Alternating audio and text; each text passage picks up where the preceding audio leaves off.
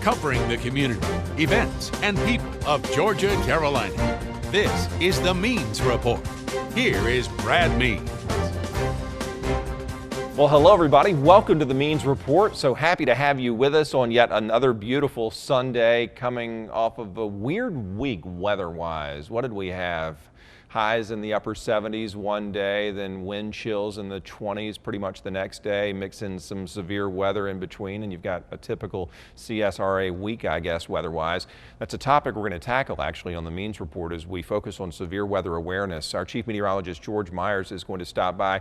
He does this about once a year. It's always a great visit because even though I've been next to the man for the better part of 15 years on the set, to be able to sit here on the Means Report and have an extended conversation with George Myers, to tap into his meteorological expertise and to get his takes on what's happening with our weather and what he expects to happen with our weather in the future is always fascinating. And I think that you'll share that feeling when the Chief takes the set of the Means Report coming up in just a few minutes.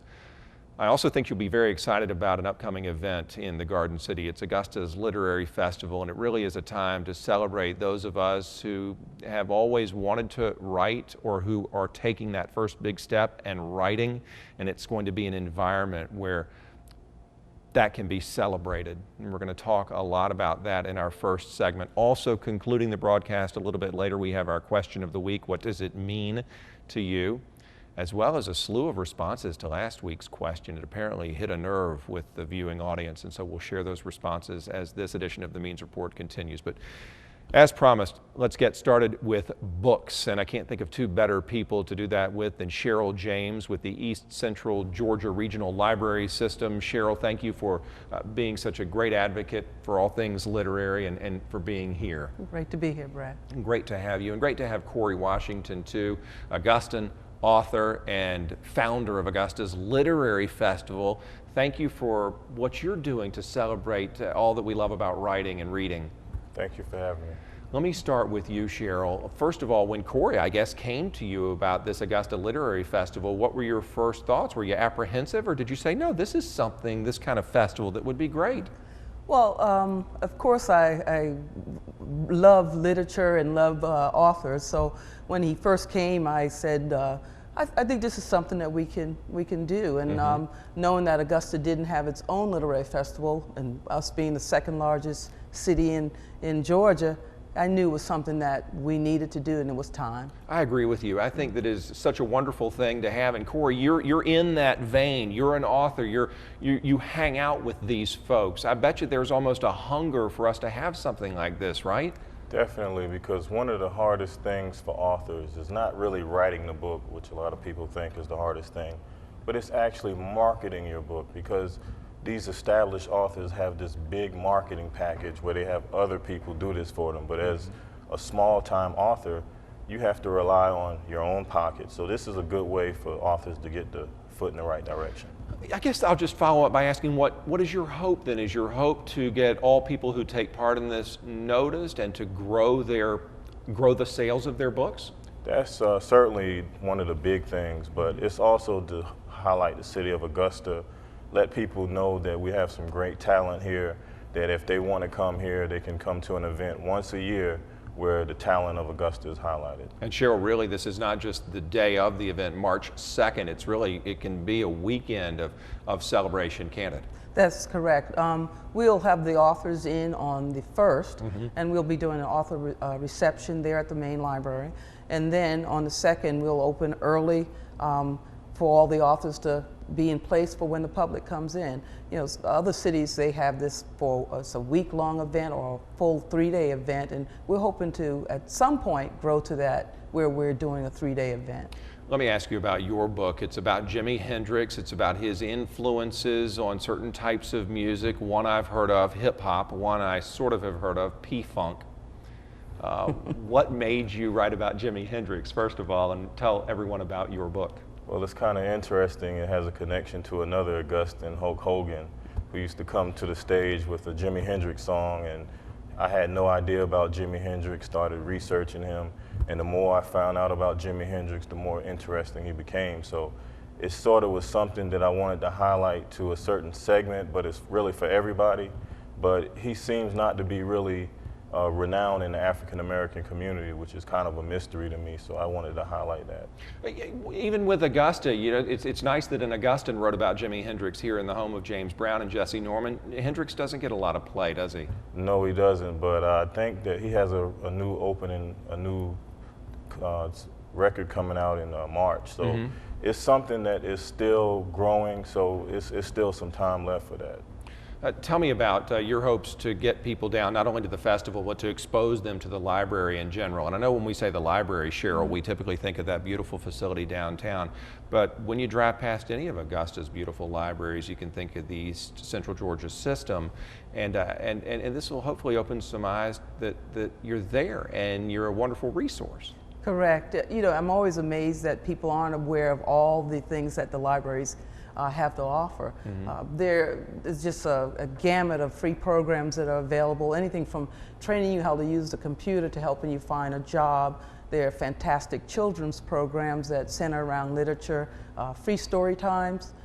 There are also, we have a brand new YA librarian that's over the entire region, and she's brought some exciting new programs to the system. And we're just hoping that people will come in and utilize that beautiful building or any of the libraries. The Appleby Library is fantastic. Yeah. We also have the Historically Black Library over on Laney Walker Boulevard. And there's the Maxwell branch over on the other side on Lumpkin Road. And then, of course, the Diamond Lakes facility, which is only about 6 years old. Yeah. And it's just fantastic there. Just first class, it Yes. really is. And you're right, whether it's after school or on the weekend, it's a wonderful place to go. Yes. Any library for that matter. And ask the downtown folks when you go there. They know I love that library. It's just a wonderful place to be.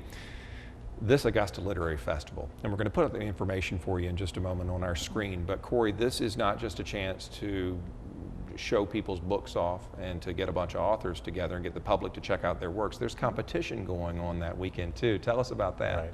We have the first ever Yerby Award, which is dedicated for fiction authors, excuse me, because Yerby was a fiction author.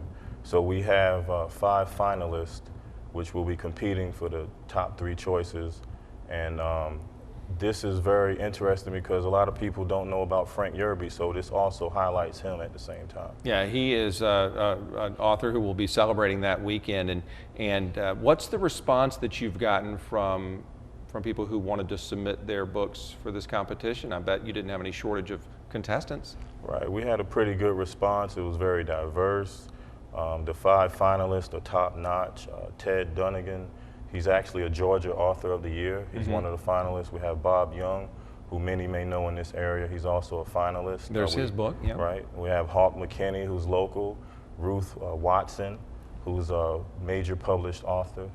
We also have Janie Dempsey Watts. So we have some very cream of the crop finalists for people to look to.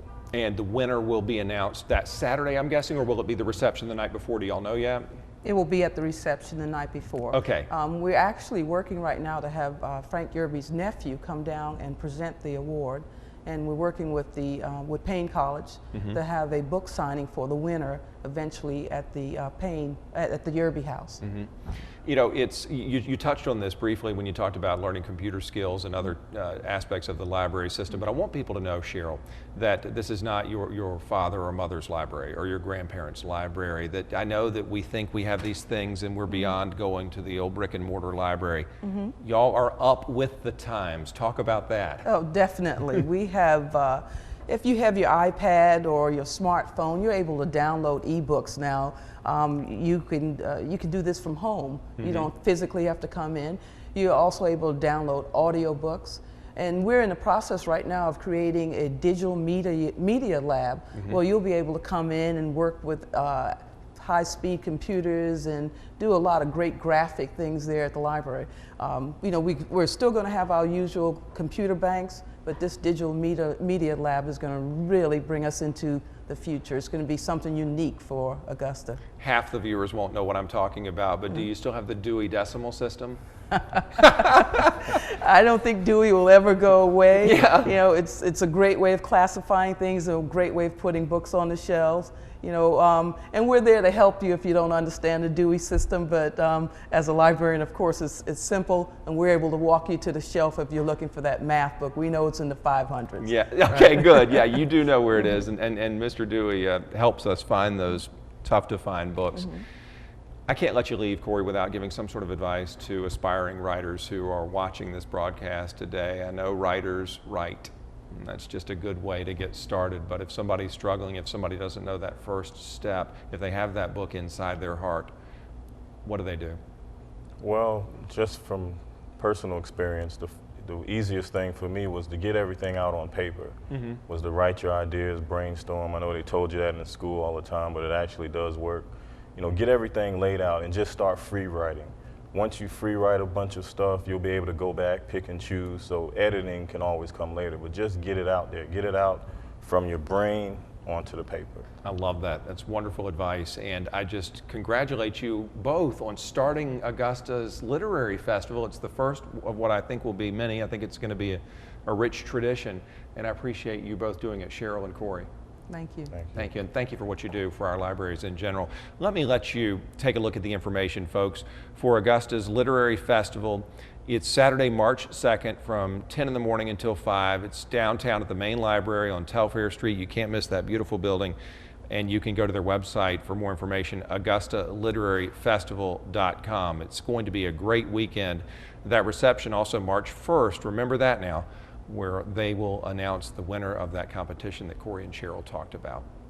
When the Means Report continues, we will talk about severe weather with our Chief Meteorologist, George Myers. He'll break down what happened this week to us, severe weather-wise, and indeed for much of this country, and to look ahead to what we can expect as we approach our summer months and beyond. Stay with us.